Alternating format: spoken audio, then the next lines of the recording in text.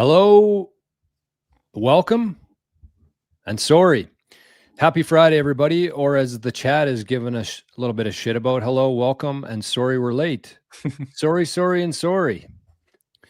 All three of us have ADHD, and we were talking about how sore our backs are and how important core strength is right before the episode here.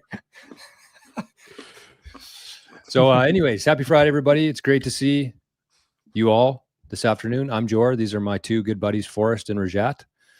And we got a good show in store today. This one's titled "The Bitcoin Tourists Have Packed Up and Left" on the Maple stream. Anyways, what's do you guys have something similar? I like the title. I use the same one. Nice. So it is a pleasure to be with you all today. It is very snowy here, and it is almost Christmas time. So I don't know what our plan is next week, but for now, we'll get right into it. So, fellas, I wanted to start with this post here. Actually, just give me 1 second here. I should have had this loaded up. We had too many things going on before the show. What do you guys got planned for Christmas? That up, oh, sorry. I was going to say, sorry, while George's pulling that up, subscribe to our Maple Bitcoin YouTube channel because we're not going to do these on all of our channels for a very long time. That's a great call. Yeah, coming the new year, right? We're going to just be posting our live stream, or we're going to be doing the live stream on the Maple Bitcoin channel. So definitely check that out. We'll all post it in our respective comment section. And otherwise you can just search up Maple Bitcoin on YouTube. Hit subscribe so you don't miss out. Sorry for interrupting you there, Jor. No, that's okay. I was looking to be interrupted, actually.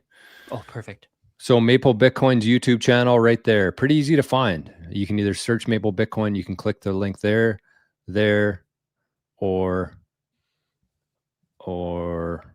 here, depending on where you're watching. So kind of the idea with this is we just want to bring everybody together. We want to have everybody in the same chat. This isn't something where we can get to every single chat, obviously. We have a couple 100 people here every show and a lot of chats. So we just kind of want to have everybody together. I think it makes sense. Instead of 4 different parties going on, we wanted to keep it together. So you can click the link there, or you can just search Maple Bitcoin on YouTube. So I wanted to bring this one up here, boys. I wanted to start the show with this one. And we titled it "The Bitcoin Tourists Have Packed Up and Left." And it was kind of inspired by this post here from Bitcoin Well, actually. Big shout out to Bitcoin Well. Forrest, do you have our referral link for Bitcoin Well anywhere? Yeah, I can get it.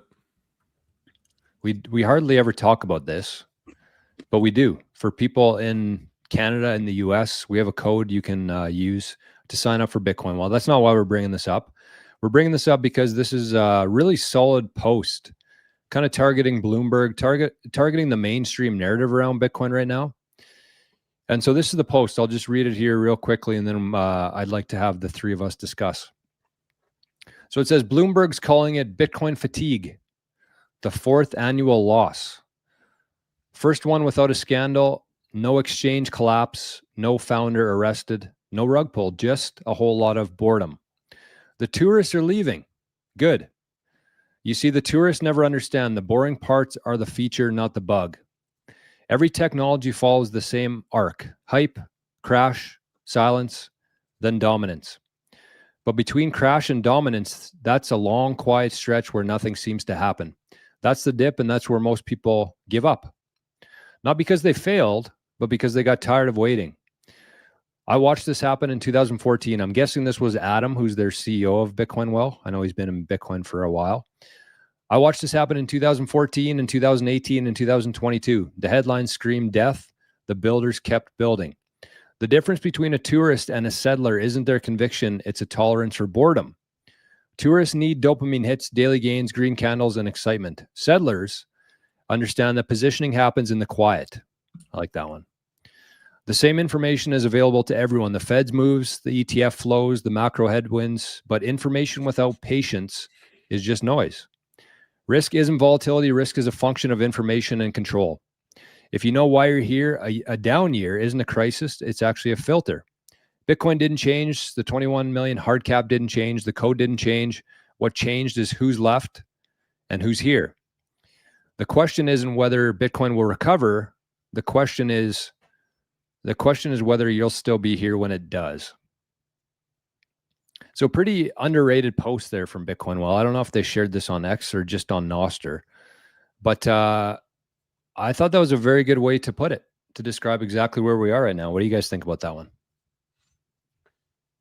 Yeah, I mean, it's interesting. I mean, this has been a thesis of mine for a really long time about Bitcoin, is that it's really hard to hold Bitcoin because it's usually boring. And actually, Jory, if you bring up this chart that I just have here, this is from March of 2024 to October of 2024. That's a lot of time of moving sideways. It basically went down 10% that entire time.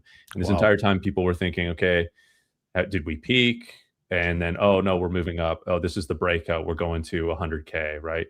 No, okay, never mind, right? This whole time, people are being thrown about that have no conviction. And meanwhile, it's just grinding downward. And that really, besides the sort of hype and failure to break out and all that, there's also just this general of months and months of your position just kind of grinding down in dollar terms.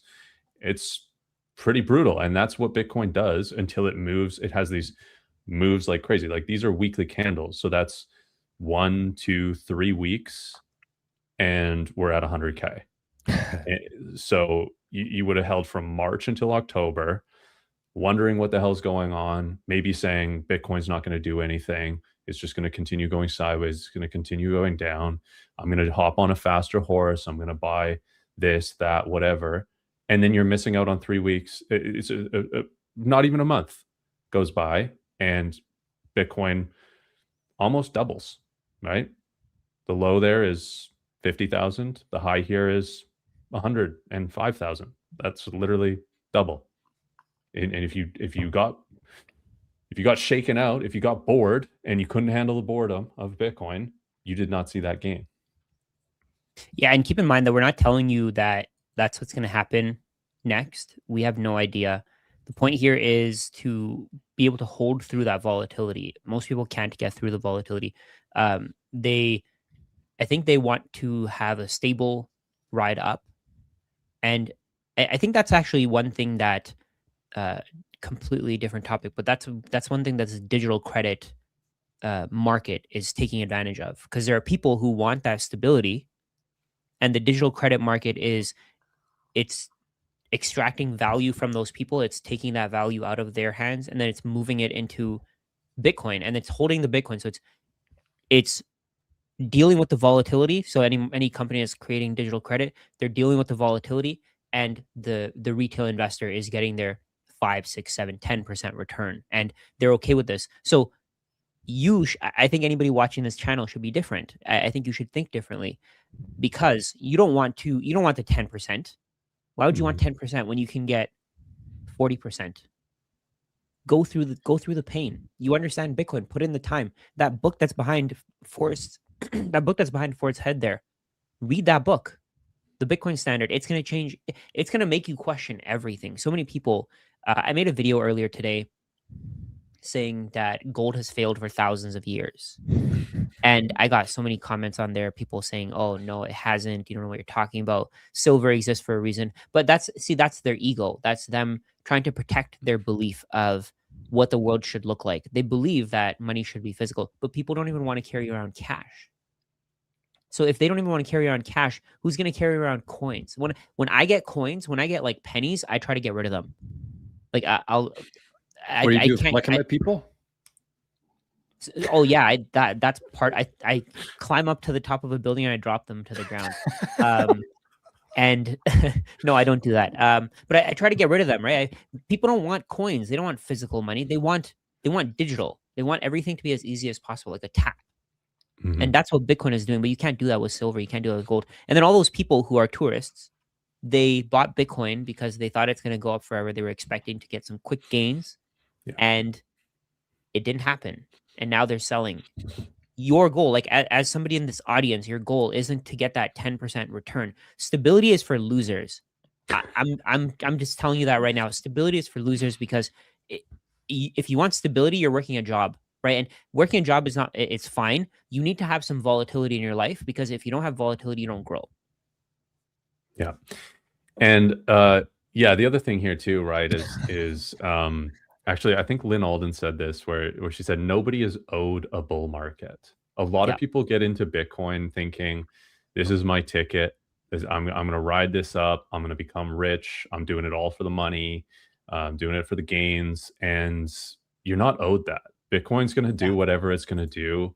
There's a lot of players in this game that have different incentives, and you're just along for the ride. And ultimately, it's a scarce, desirable asset, and it's infinitely, or it's infinitely more scarce than any other asset in the world, because true scarcity has never existed before Bitcoin and doesn't exist beyond Bitcoin, in my opinion.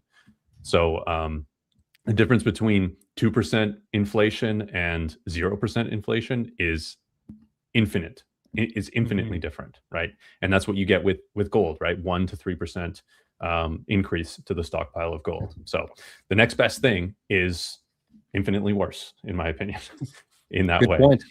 Yeah. Good way to put it. I think gold's a great comparison for sure. I think that's what most people think of Bitcoin as, is kind of like a digital gold.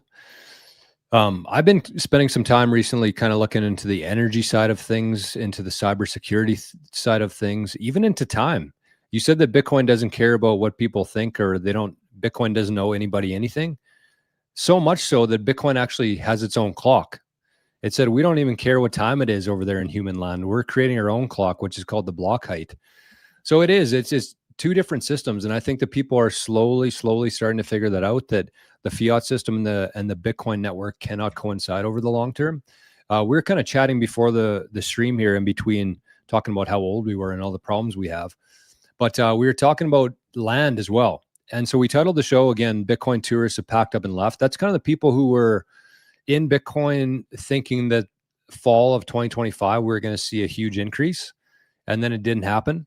And so they either were forced sellers or they swapped into something else that they thought maybe the next moonshot. But we also talked about like the settlers, the Bitcoin settlers. That's what we consider ourselves here. And we were chatting about it. Forrest, do you want to maybe talk about the Manhattan thing, because I really like that analogy there that you said. Sure. Yeah. So it's kind of this idea, right? At one point, New York was called New Amsterdam, and it was the whole south end of it was what was New Amsterdam, and there was canals and swamps, and it was not what we see today as Manhattan. And there would have been people likely that went there and said, this place, I don't really see that much of a future for it. They didn't understand the bedrock. They didn't understand the significance of the ports, what America was going to be. And they said, you know what, if we just move west a little bit, maybe we'll go to Philadelphia, maybe we'll go, Pennsylvania or something like that, right? Not Philadelphia, Pennsylvania, where there's more arable land. We'll create a farm. That's going to be what we do instead. And they're moving on from the prime real estate of Manhattan to something else because they might just not have seen the value in it. And it's really, you have Jor, the visionaries community, you have visionaries behind you on your monitor. That's what you have to be. You have to be a visionary. You have to envision a future and see the probabilistic opportunities of what you do and what that creates into the future. So those people would have taken a bet, right? When you are in Bitcoin and you don't see any more gain from it and you move on to something else, you're making a choice and you're betting that this other thing you're going to do is better. And I think you're selling prime Manhattan real estate and moving to the country. It's just not the move for assets. Oh, you're muted, Rajat. Sorry. What you said is also important for the network effect, right? There's the compounding factor where, let's say people were in New York and they were building, and you go to another place where there's that arable land, but those people who are building, they've built a network between themselves and they've started to create value. That's exactly what's happening with Bitcoin. People get bored, the tourists get bored, and they start looking at random altcoins and they forget about that network effect, that foundation.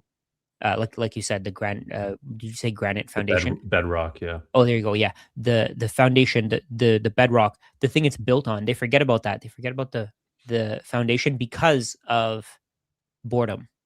Some people get bored, some people get scared, and the price going down doesn't really make any sense to them, I think.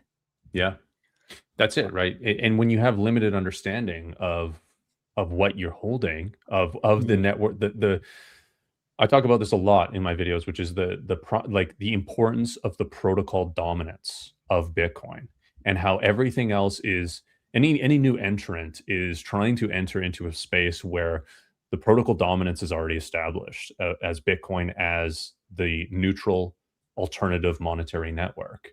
And if you're trying to compete in that space, it's just not going to work. Bitcoin is too dominant.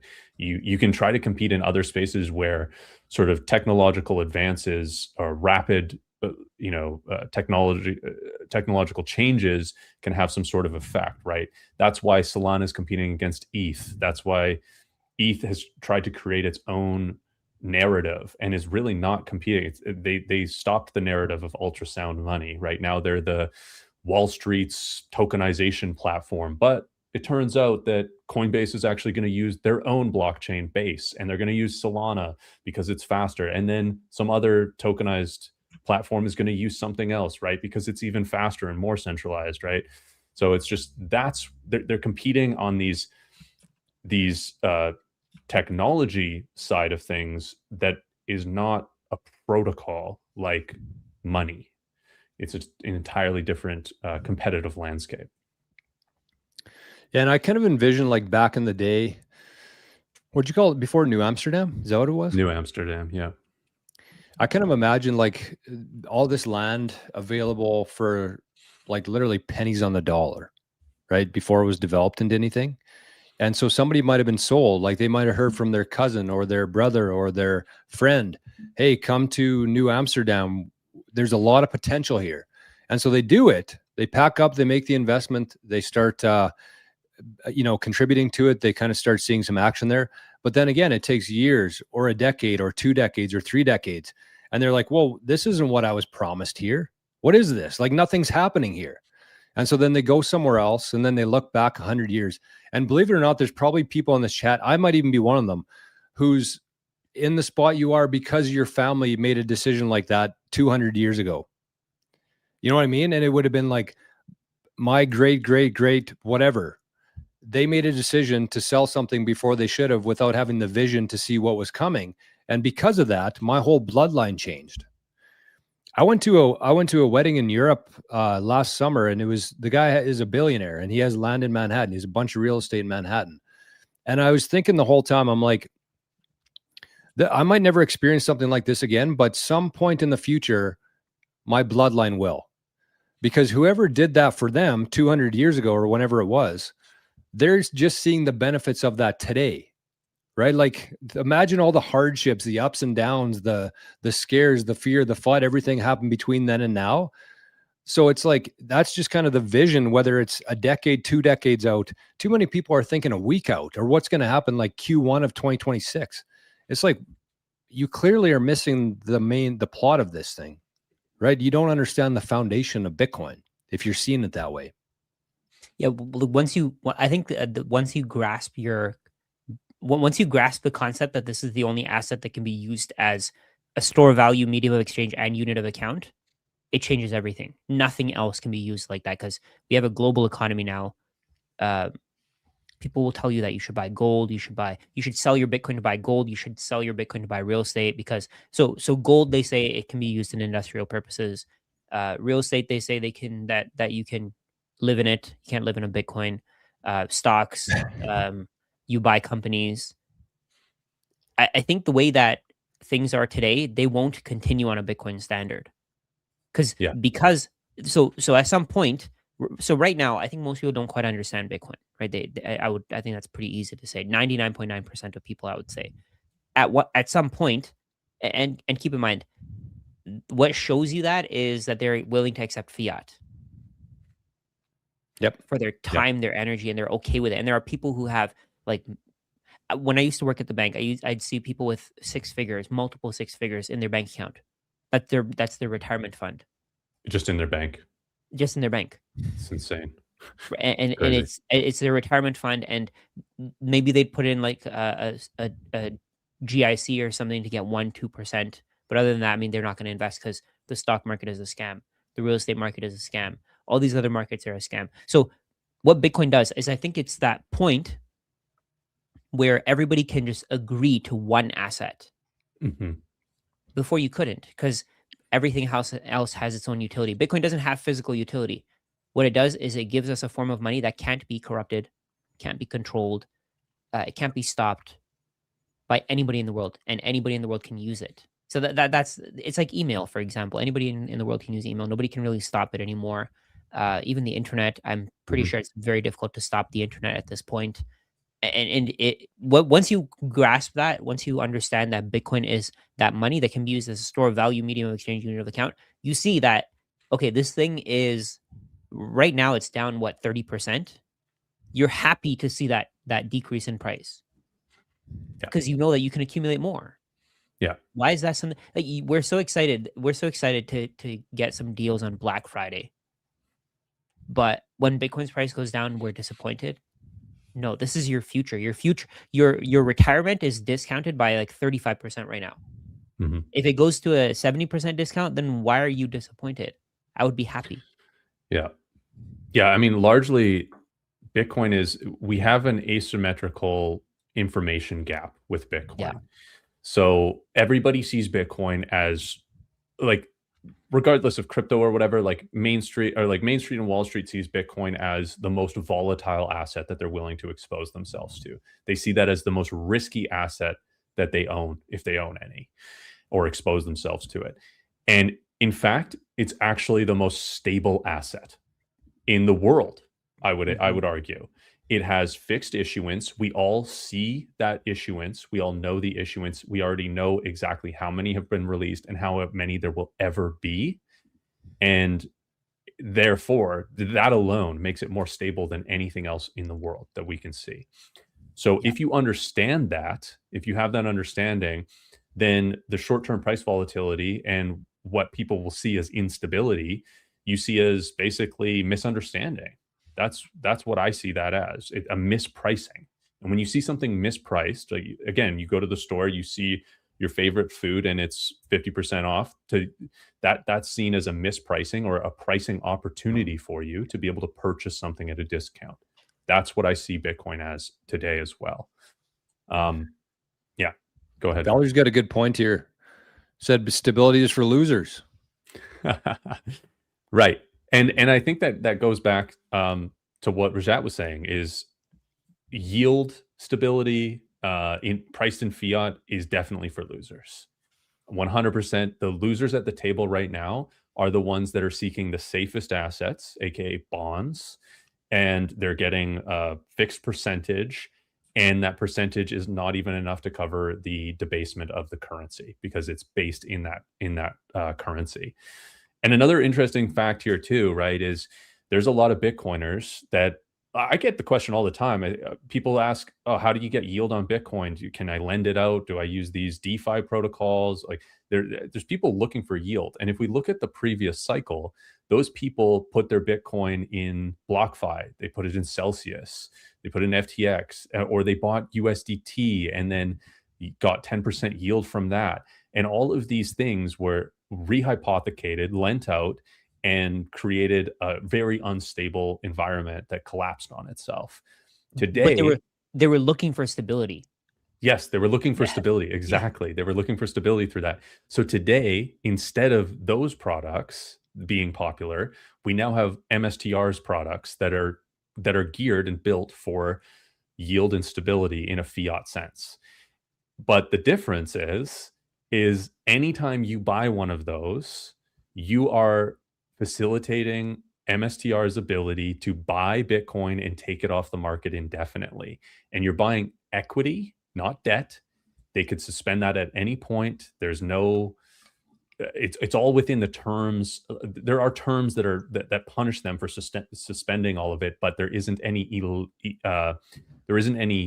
necessary mandate for them to ever pay this indefinitely, because it's equity, right? It's all voluntary for them to pay out dividends in that sense, and that's what people are going towards now. And then it's literally funding Bitcoin buys. It's not being lent out again or DeFi or investing in crypto, any of that. It's a way more transparent what's happening now when people are looking for stability in the Bitcoin ecosystem. I think one part that I wanted to, a couple things here. Number one is if anybody tells you that you can't live in a Bitcoin, just run away as fast as you can. Because I mean, that's just a dead giveaway that they have absolutely no clue what they're talking about, right? Anything that they say following that sentence is moot, in my opinion. So that's one part. But the other thing too is I really like the unit of account because again, everybody's been kind of arguing between, is Bitcoin a medium of exchange? Is Bitcoin a store of value? As we've talked about on this channel and on these streams, is that it's actually the best form of both. But it's actually going to become the unit of account. And if you're willing to see out in the future, I don't know how long it takes, but like think about what makes a good unit of account. We talked about it. Known supply today. We know how much supply there is going to be in not tomorrow or the next year or 10 years, but 100 years from now. We can reliably predict what the supply is going to be because of the difficulty adjustment built into the Bitcoin network. And so if you think about how things are valued today, it's like, okay, well, that car over there costs $40,000 US. Okay.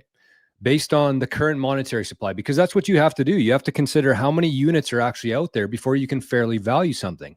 So number one, we have no idea how many units are out there in terms of US dollars. No idea. We have an idea that they tell us it's way off, clearly.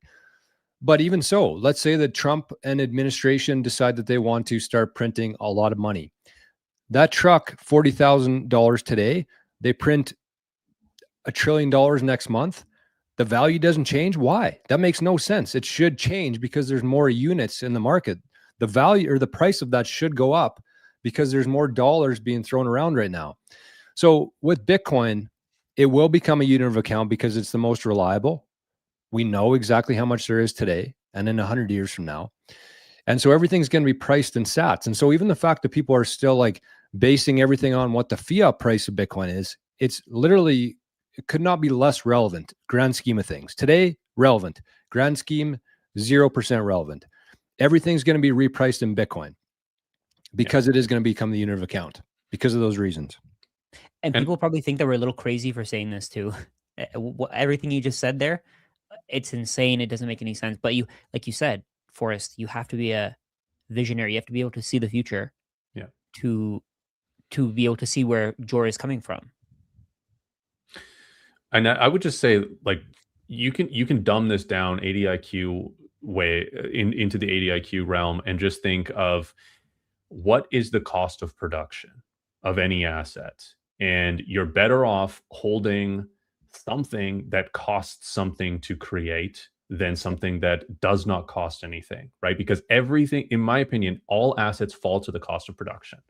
And dollars are near zero cost of production, right? They're created digitally.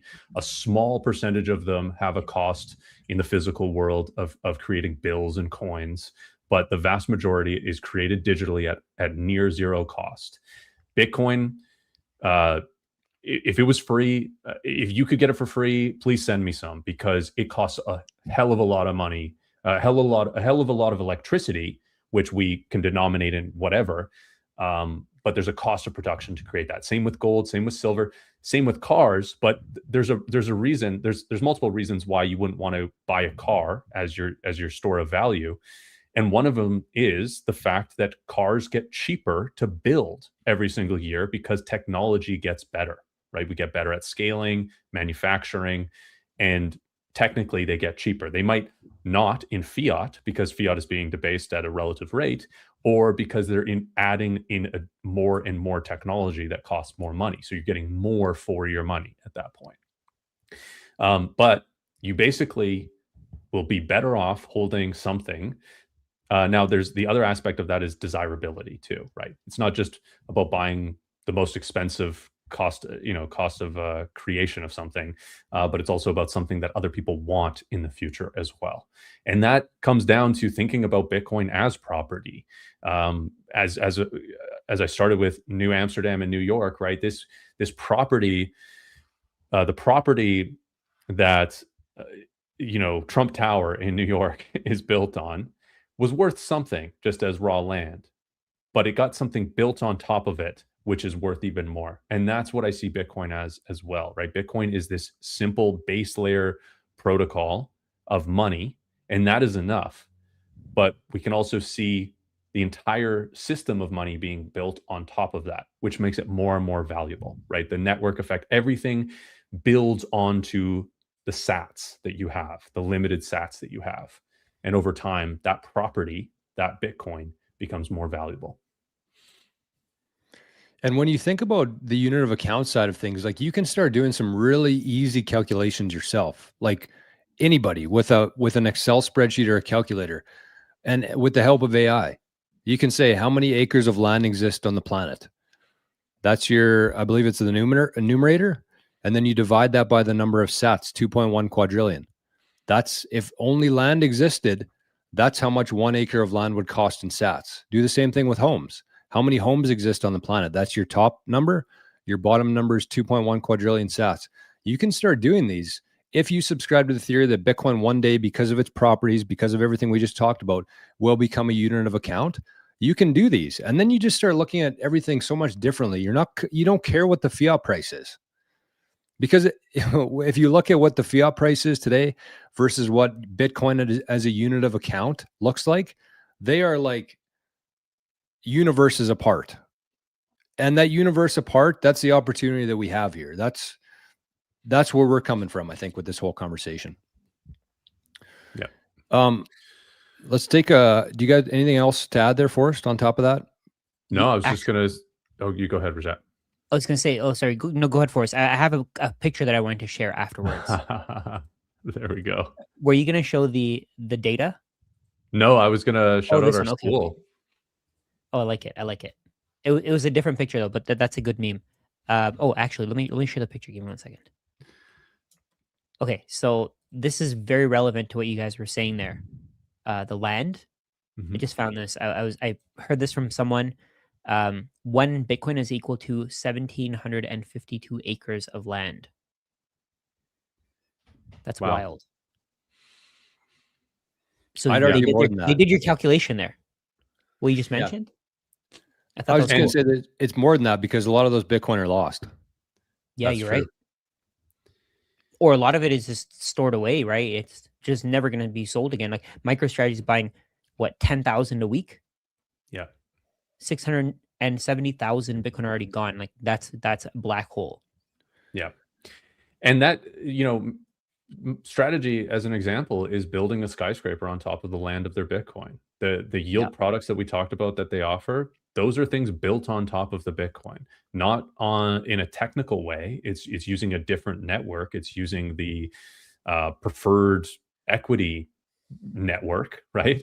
But it is still built. The fact that they can issue those and there's any demand for them and any realistic sense of them being able to pay that off is because they have Bitcoin backing it. So it's going to look, the skyscrapers are going to be funky, right? It's going to be art projects on top of this land, right? That is Bitcoin. It is not going to be straightforward. And there might be some sort of straightforward way of building on it. But, we're in a very experimental stage, I would say, at this point with that, with what will be built on top of the property of Bitcoin. Yeah. Oh, shit. I had something to say there. Okay, so I guess what we're going to do here, boys, is that was the last thing I was going to say there, because when on the topic of like land, I think that farmers are a very good comparison to how a Bitcoiner should be, in the sense of like, do you know any I don't know how many people actually know farmers here, but I know farmers, and I don't think that they're on their computers every day or their cell phone every 5 minutes checking the price of their land. They are looking for deals. If a section of land comes up for sale beside them, they're buying that. They're not looking at the prices every day. They know what they're holding. They're looking to get more of it. They're owning the land. They're looking to expand their land and their ownership for the generations, not for the next month or next year or their kids. It's like, that's how farmers think. Farmers think in generational assets. And I think that that's a really good comparison, a really good way to think about things here, and compared to Bitcoin. Wait, what do we got here? Okay. So let's kind of cut her off here for a sec. We're gonna maybe do a little bit of Q&A. I see some really good questions in the chat here. I started a few of them that I think are some pretty good topics here. But we did want to mention quickly here something about our. Do you have that QR code, Rajat? Oh, let me pull it up. We've had quite a few people joining the community here in the last couple of weeks, and we wanted to just kind of highlight it here while we're hot. So this is something, I mean, this is our Maple Bitcoin School community here. We do a happy hour after every show, which we're going to be hopping to in about an hour from now or less than an hour. Last week, we had a really good conversation about one of the community members who set up their multi-sig for the first time, which was very impressive to listen to and talk through. And that's the kind of things that we want to see. Like that is a success to us. When you can have somebody go through the community, get support from different members and specialties, I guess, or expertise within the community, and actually do something like that. Like this guy built his own multi-sig, and not just like he set it up one day in Sparrow.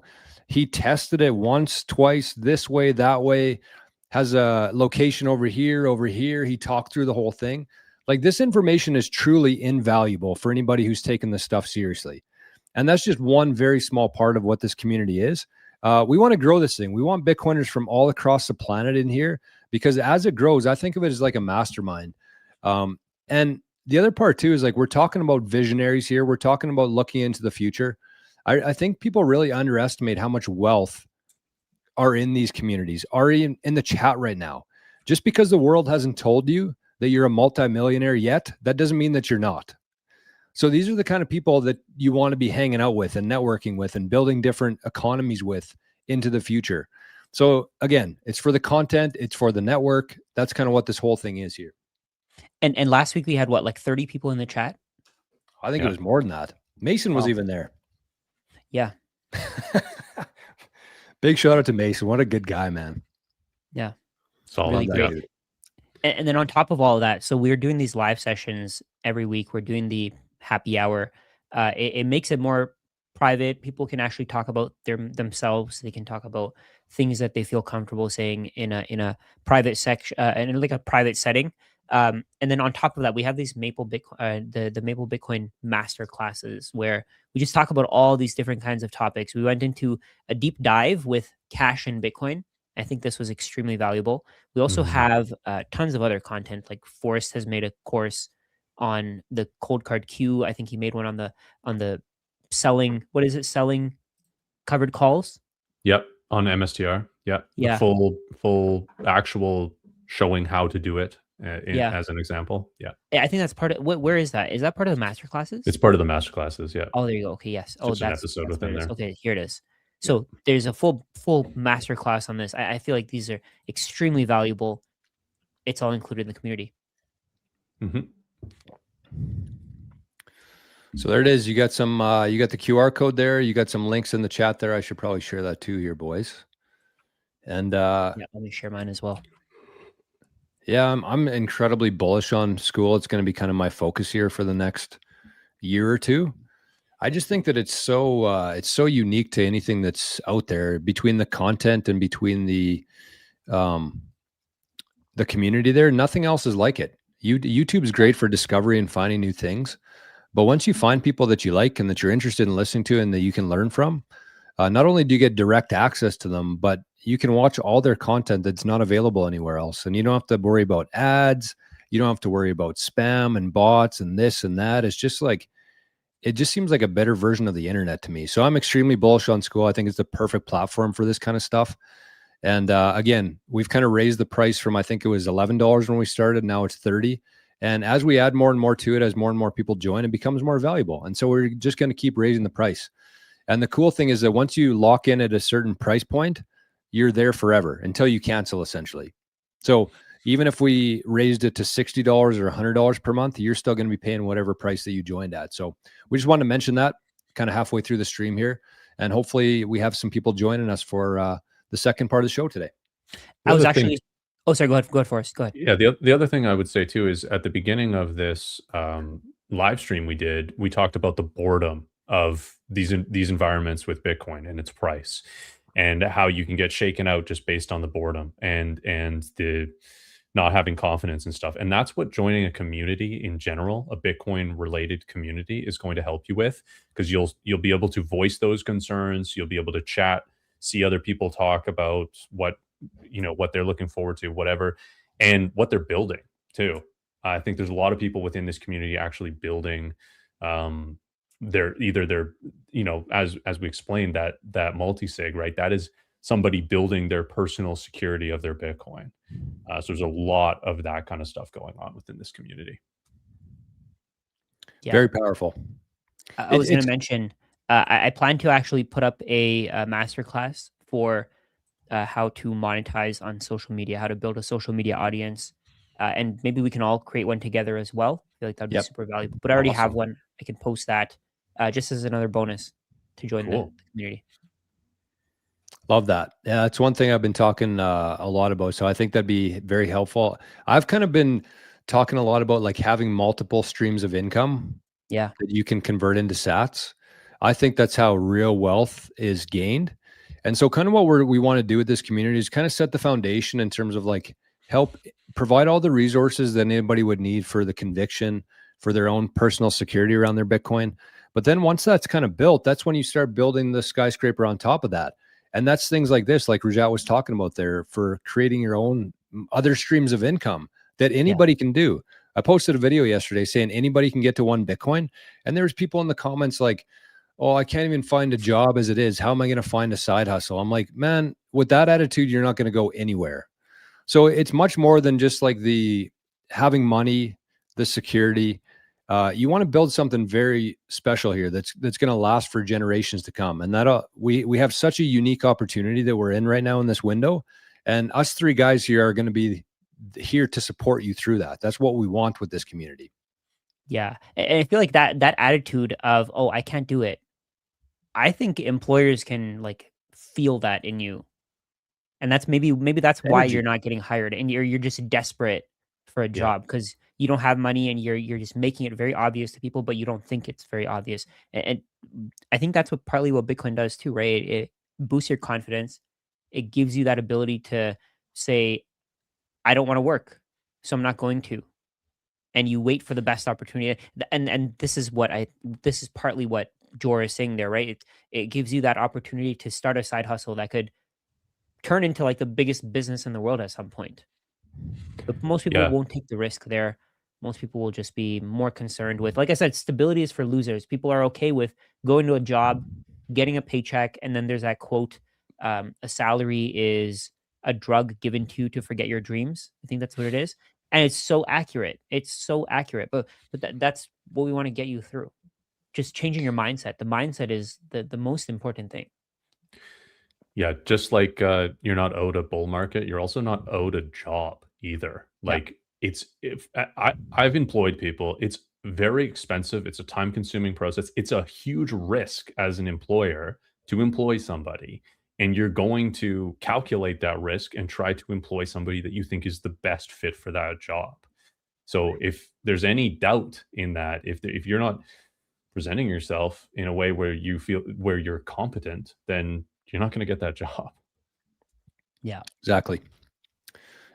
So yeah, that's kind of the focus here for the school. So hopefully we get a couple of people join. We've had a lot of people join the last couple of weeks. I don't know what it is. They're just fired up for the new year, whatever it is. But anyways, we definitely want to grow it. The more it grows, the more valuable it becomes. You're going to be interacting and networking with future multimillionaires or even billionaires in there, which I don't think anybody should sleep on. And we want to have people in every country on the planet, because I think that's another invaluable thing, is just like knowing people in different parts of the world. I just think that's a big part of this whole thing. It's not just buying Bitcoin and watching the number go up. It's the mindset, it's the network, it's the energy that you give, the value that you provide to the world. It's all these things. And that's kind of what we focus on in this community here. So consider joining. Mm-hmm. Yeah. I actually found a couple of comments on that video. I'm just looking through it. I feel like this is so interesting. I was just looking at that video in the background. I found that comment that you were talking about. I think this is the one. I'm not going to get to a whole one, unless the price goes to about $500 and stays there for a while. That's crazy. That's wild. See, like people they don't believe they can do it. And it's also like a goal is a goal. It doesn't have to be actualized. You have a goal so that you work towards it, and actually working towards it is enough. As the Senkin comment says, even if you invest $500 in Bitcoin today, you're already ahead of 7.8 billion people. And that's the attitude you want. That's crazy. Exactly. And that's all. Yeah. That's 500,000 sats. Yeah. And I think the use of the term Bitcoin and how we denominate everything in Bitcoin, and it's like this decimal point, I think that's really difficult for new people to wrap their head around. Like the what is it, the bias, the sort of number bias or whatever that people have. Like, yeah, Bitcoin can be denominated in Satoshis, and there's 100 million Satoshis per Bitcoin.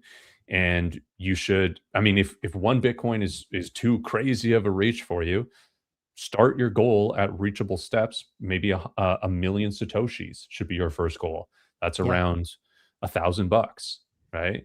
That's doable for the vast majority of people, I would say, especially in, developed nations. And then from there, okay, well, I hit that. Now what's my next goal? 10 million, 100 million. You get there if you try, right? And once you start change your mindset, you're ahead of everybody. Like you're ahead of 99% of people. That's it. Yeah. And stretch yourself a little bit.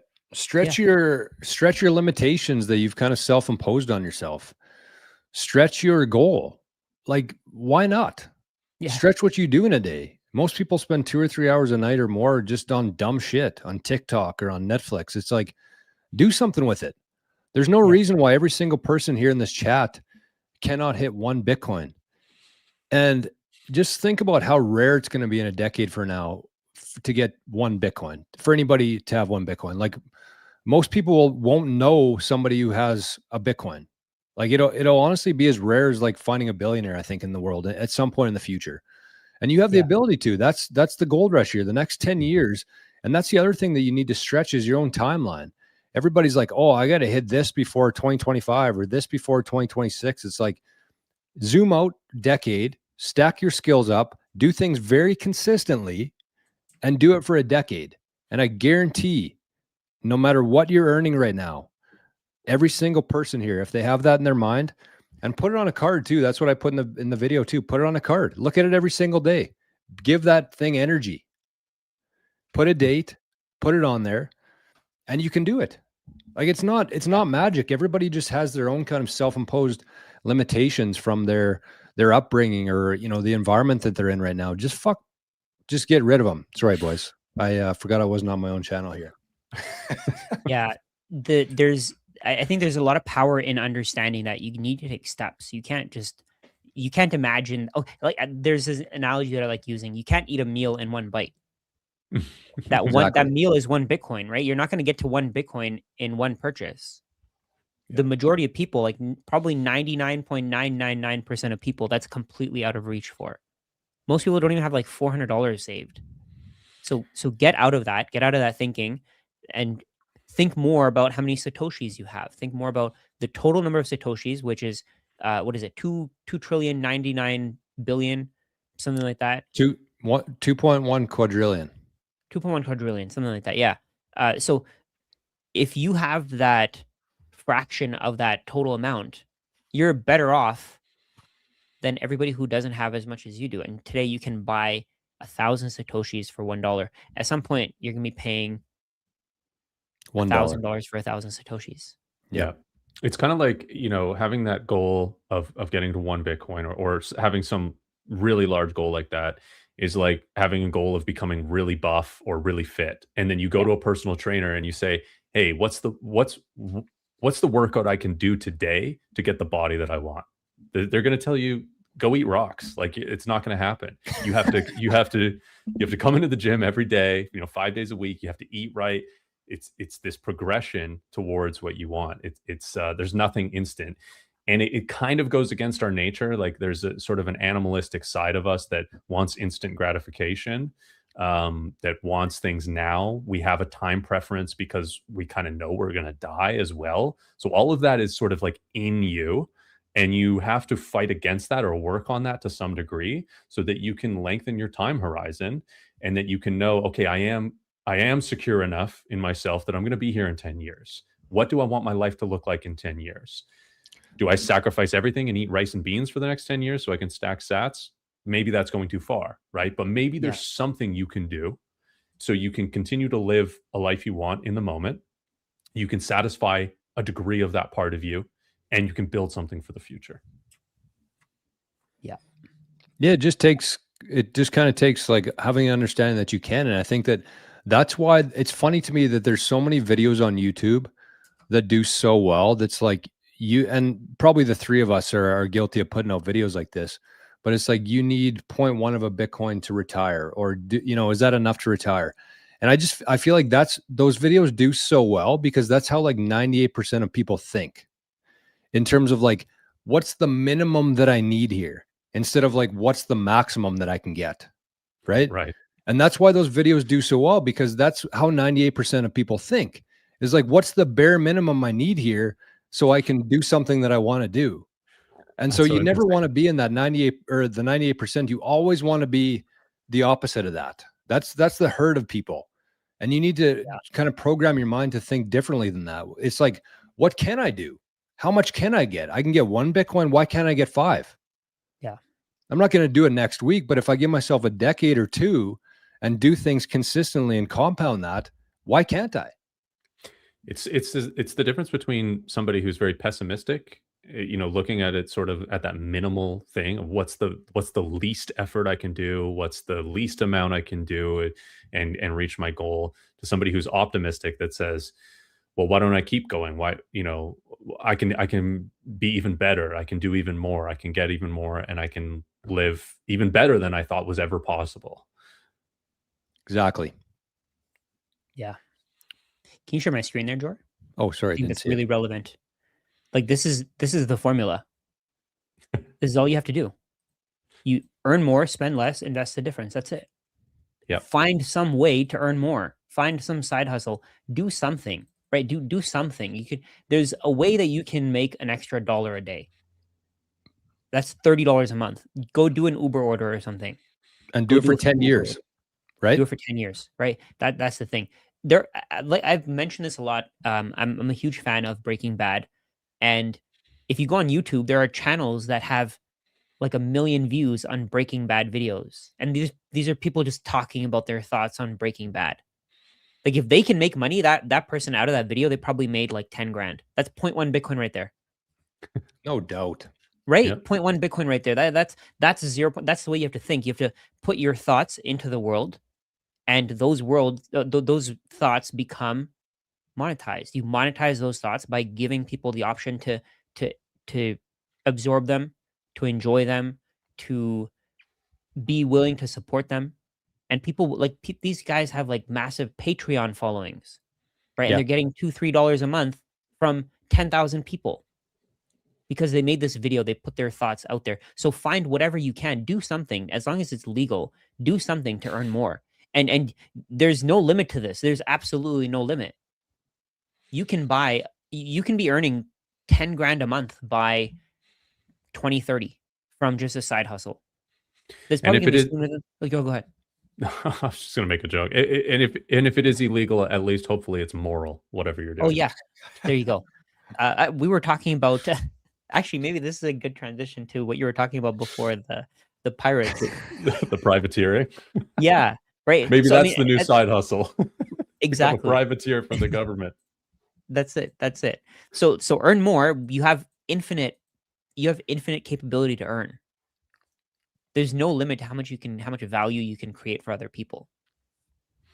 And you can keep doing it day in, day out forever. And it's never been easier to scale it too. It's just, you just have to do it. You have to take the first step, and you have to understand that it's not going to happen in a month or 2 months or maybe even 2 years. Yeah. But that's what compound is. And I think that, having any sort of excuses of why you can't, it's really something that's in your mind. And that's something I think that is just important, if not the most important part of this whole journey here, is having a mindset.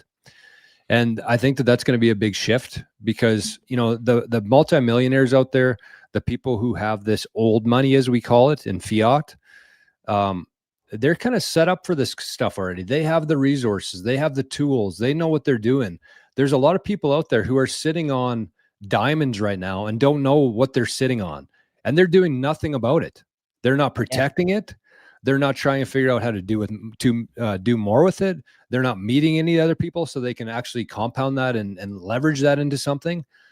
They don't have the wealth mindset. And I think that that's just as important, if not more important, than actually, you know, the effort that you put into it. And again, it's that short-term thinking that is partially part of our nature, but it's also fiat. Exactly. It's the fiat incentivizes short-term thinking, because whether you recognize it or not, you know that there's sort of like a subconscious, and I think this is the hope of the fiat system, is that people don't recognize it so blatantly, but the individual loses over time and loses their ability to purchase things. They know their money's getting worth less, or at least they know things are getting more expensive. So it incentivizes consumption today, and it incentivizes a complete gambling culture as well. Some of the biggest news that has come out is that, like, every stock app is now a crypto and prediction market app, and every crypto app is now a prediction and a gambling app. And they're becoming these super apps of low time preference betting on something, right? And this is exactly the opposite of what will actually build generational wealth. These people, these concepts of gambling prey on people's short-term thinking. That's what it does. It preys on the hopelessness, and it preys on the desperation, the desperation that is caused by the fiat system. It's terrible. If we turn that around, actually, if we take a look at it and look at that from another perspective, the companies that are creating those markets, they're getting you to enjoy the short term while they take advantage of the long term, because they don't care about how much money you bet. They don't make all that money. They get a small cut out of it. So let's say they make 2-3%. They're going to let that 2 to 3% accumulate over time, and accumulate and accumulate and accumulate and keep growing to a point where, I mean, they're the biggest company in the world. And what they're doing this with is your need for short-term satisfaction. Yeah. MicroStrategy is doing exactly the same thing, right? They're taking advantage of your need for short-term stability. Yeah. And they're using that to buy Bitcoin. And they're going to, at some point, they're going to be the biggest company in the world. Yeah. Because they're taking advantage of your short-term ability for that, or sorry, your need for that stability. So what Forrest is saying there, don't think short-term, don't think like, oh, the price isn't going up. Invest for 10 years, 20 years, 30 years. Yeah. And the short-term thinking has been the ruin of all sorts of generational wealth. Jor, you were mentioning how, you know, you're kind of here because of the generations before you, right? Like, on both my sides of my family, okay, this is actual examples. I think it was my great great grandparents on both sides. One of them owned 160 acres on Salt Spring Island and had a large apple orchard, and they gambled it away, and they lost that. The other side was the mayor of the town Nelson, and had a mansion, gambled it the entire property away, and lost it. And this is what happens. What are they gambling on? Like bean bags or something, or what was the gambling? I'm actually not sure. I just know that they gambled it away and lost it. Poker? Horses. I don't know. That's wild. Like that. And so there's both cases that easily, both of those things is generational wealth in today's age, right? If that was passed on through generations. And instead, there's, you know, not that much wealth in my family, right? So this is, and those people in that period, they were short-term thinking with something that at the time was basically, you know, again, we go back to property. This was in some relation the Bitcoin of the time, right? Bitcoin wasn't invented. There was no facility for Bitcoin, but land, property, wealth, that was the Bitcoin of that generation, and it was not passed down. Wow. That's crazy. That's terrible. Yeah. Couple things here, boys. We got about 20 minutes left. I wanted to give a couple big shout outs. Actually, I should have done this much earlier. But anyway, some anonymous person out there sent a pretty big zap here. We got 33,919 units of freedom. Wow. So that was actually last week. I don't know, or it might have been one on one of our videos during the week. I don't know where that came from, but we also got a big one here from Kev, aka 21 Sat Street. He said, "Merry Christmas and happy 2026," and sent 28,638 units of freedom. Wow. Those are two big amounts. And not to be outdone, we got one from Alex, 9630 units of freedom. And says, "Thanks, guys, with an orange heart. Have a great weekend and happy holidays. Orange heart, Alex." And a couple more here before we go. I got a little thing here on the screen here. If you do want to support the boys here, the reserve. Where am I here? We got Sin Diesel, who zapped an 18 and a 45 units of freedom. We got a 21, zapped 21 units of freedom and said, "Rajat, get on Noster." I'm on Noster. I just don't post. He's on Noster. Thank you for the zap, though.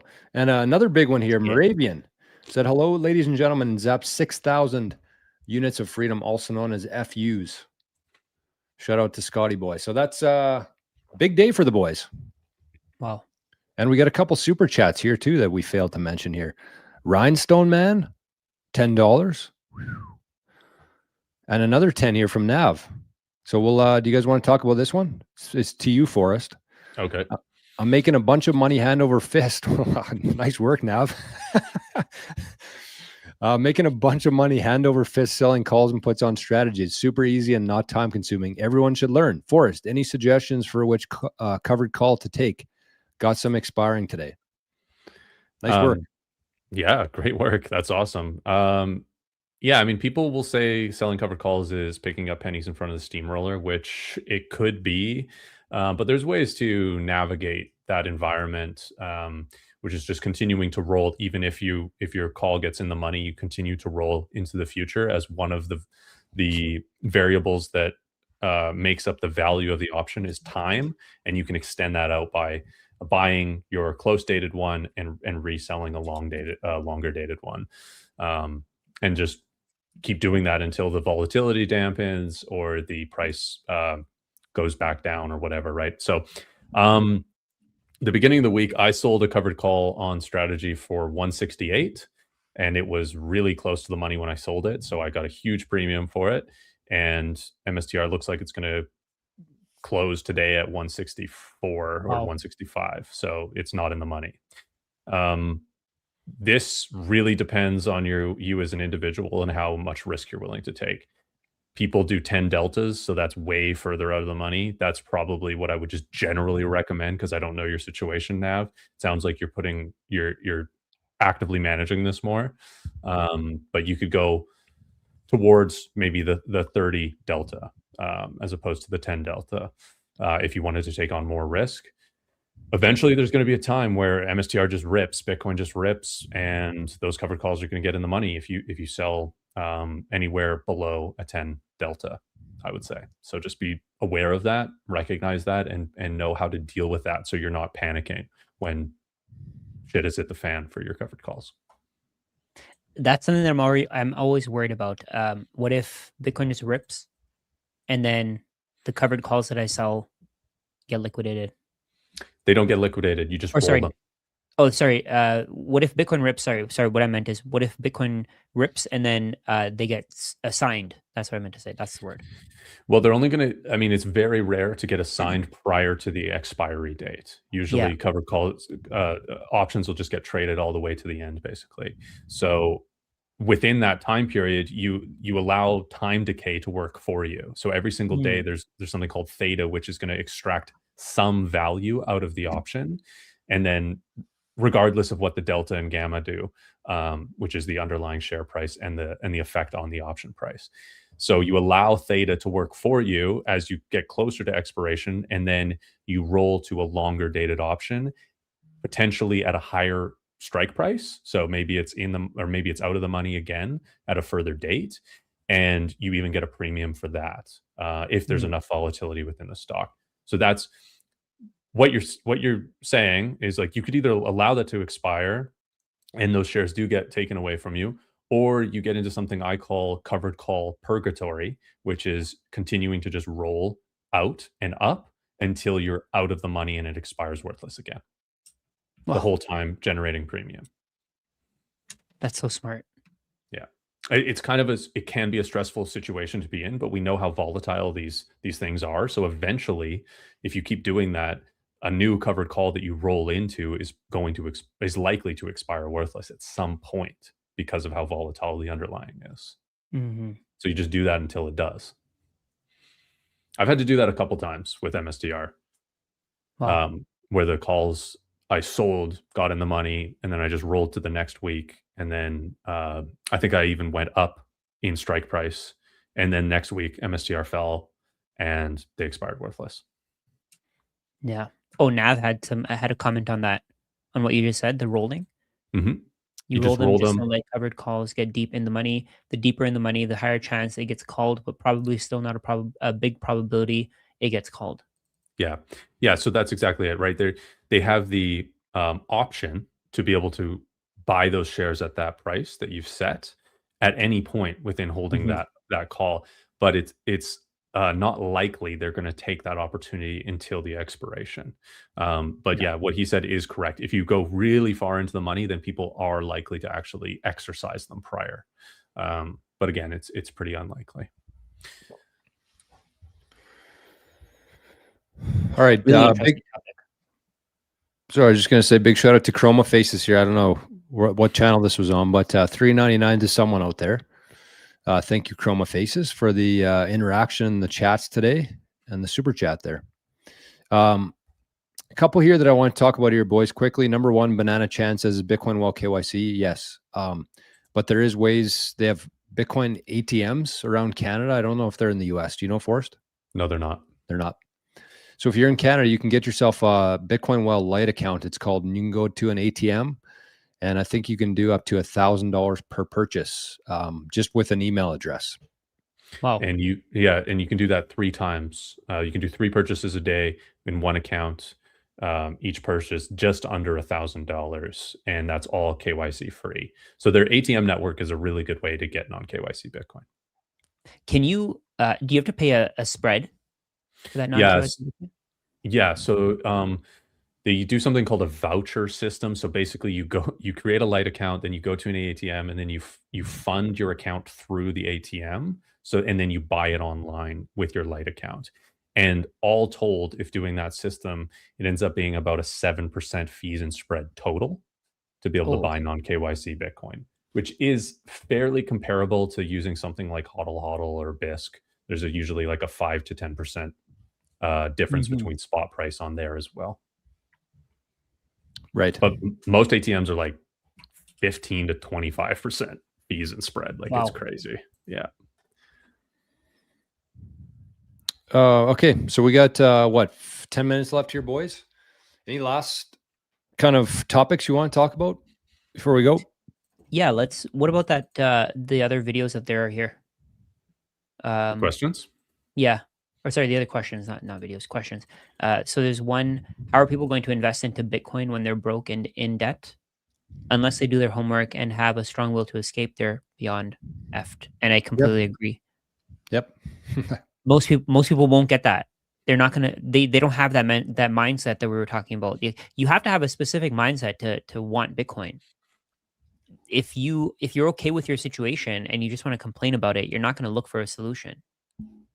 And Bitcoin is that solution. So the people who actually do look for a solution are going to find it, and they're not going to be beyond effed in the next 10 years.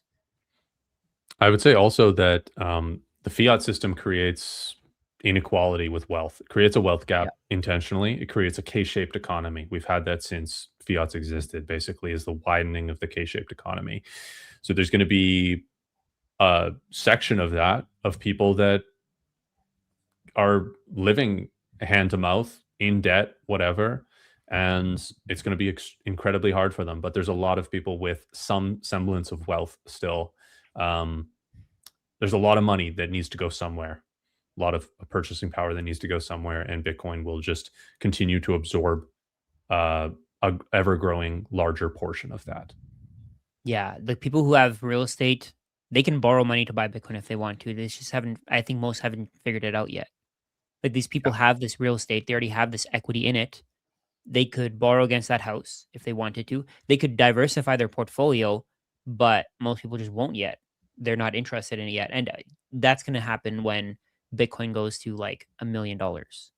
That's when people are going to start finally figuring it out, because they're finally going to realize that, oh, I used to be able to buy, let's say, 5 Bitcoin with the equity in my house, and now I can only get half a Bitcoin. How much lower am I going to let it go? Yeah, eventually it checks your ego and humbles you, and you just have to admit, I was wrong about this. I was naive to it. I was ignorant to it. I'm not going to do that anymore.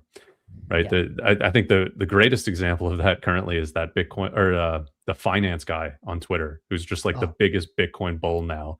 And he used to, anytime there was a drawdown, he used to be, oh, store of value, LOL. And now all he posts about is Bitcoin. And he's just like, yeah, I had to admit to myself I was wrong. Yeah. Yeah. And I think that another part of this too is like, I wish people knew. And again, it's one of those things, it is about the mindset, but I think in order to like, we kind of talked about the mindset in terms of like having an abundant mindset. And we also talked about like just taking one step at a time. And I think somebody in this situation here, like we're talking about here, who's in debt, they're broke. Rajat, do you want to bring up that spreadsheet again real quick that you had there? Because that's part of this, but. Oh, the formula? The formula. Yeah. I think that number one is just like, I wish people knew, and this was another comment here. Somebody said it's so expensive for one Bitcoin, out of reach for most. I just wish people knew how little amount of Bitcoin that they actually needed right now. And like how many people who are broke in debt just have so much shit around their house that if they took a weekend or a week and converted that into cash, stuff that they haven't used in a couple of years, buy some Bitcoin.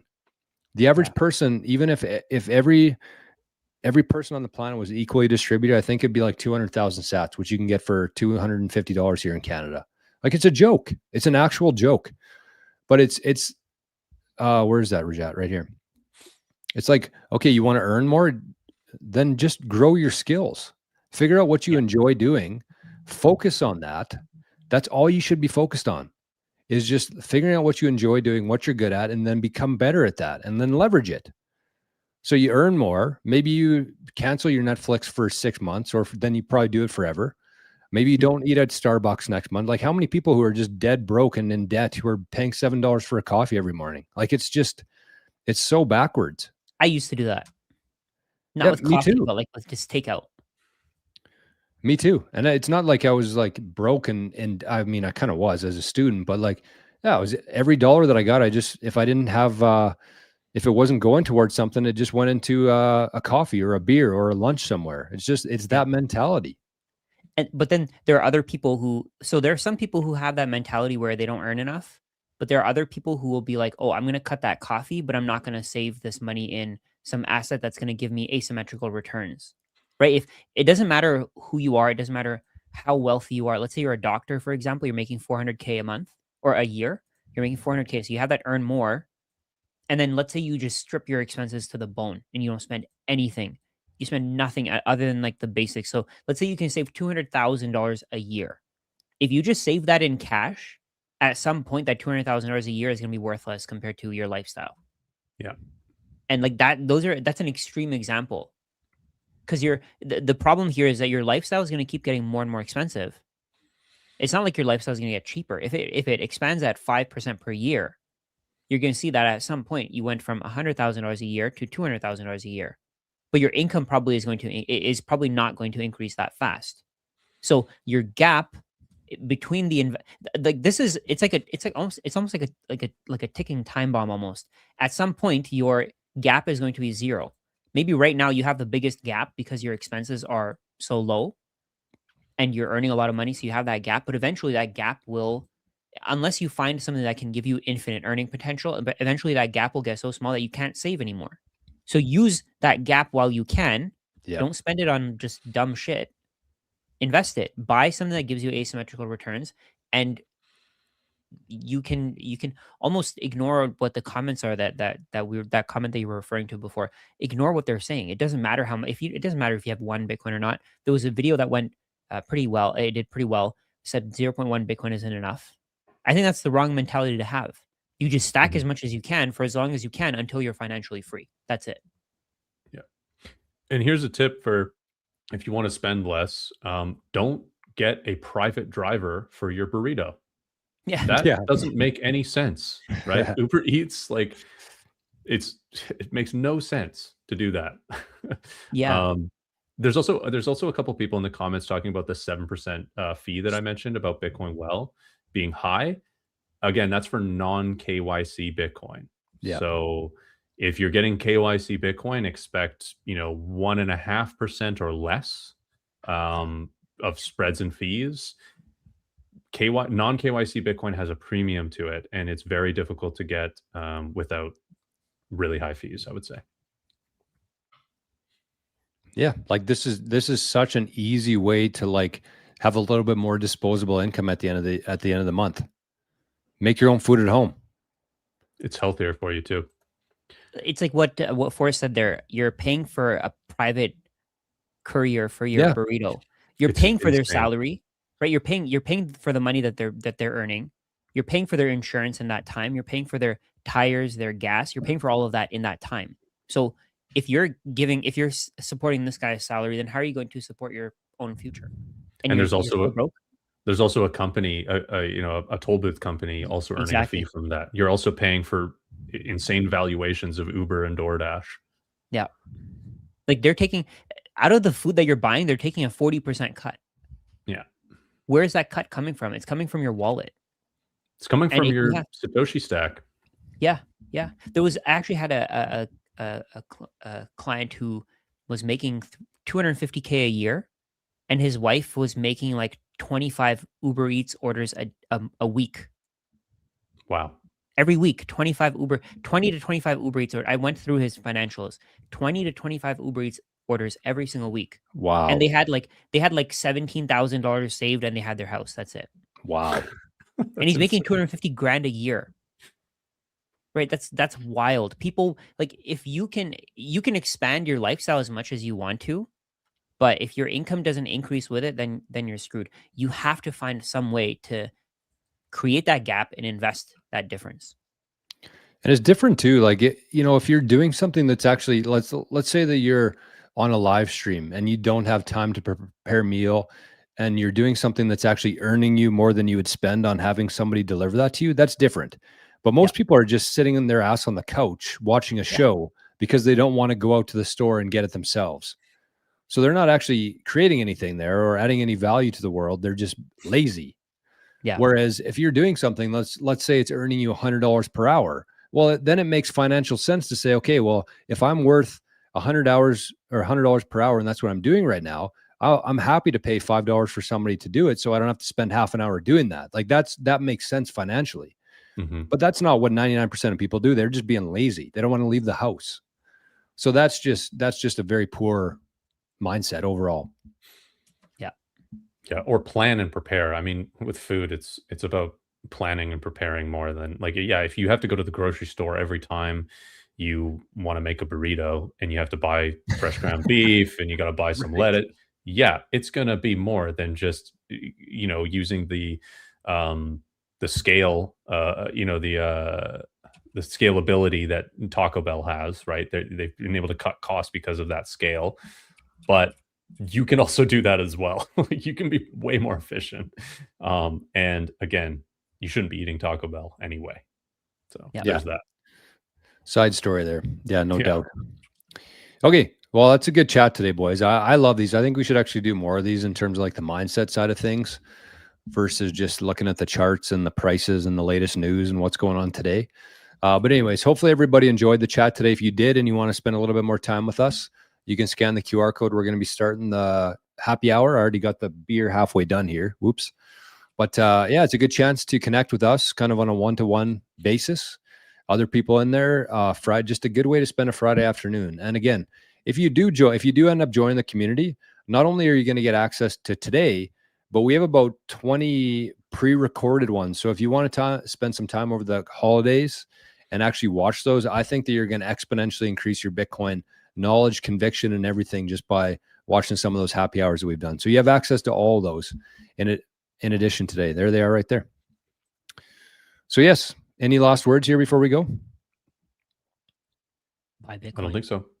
Buy Bitcoin. There it is. Okay, so scan the QR code, buy some Bitcoin, and consider this an investment. That's what it is. It's not an expense. It's not like Uber Eats. It's not like Netflix. This is something that's going to make you a better Bitcoiner, grow your network, and who knows what it turns into in the future. So, anyways, thanks everybody very much for being in the chat today, for all the support, and big shout out to the Fat Zappers today. We very much appreciate it. So, thanks, fellas. Thanks everybody. We'll talk to you sometime soon. Bye-bye.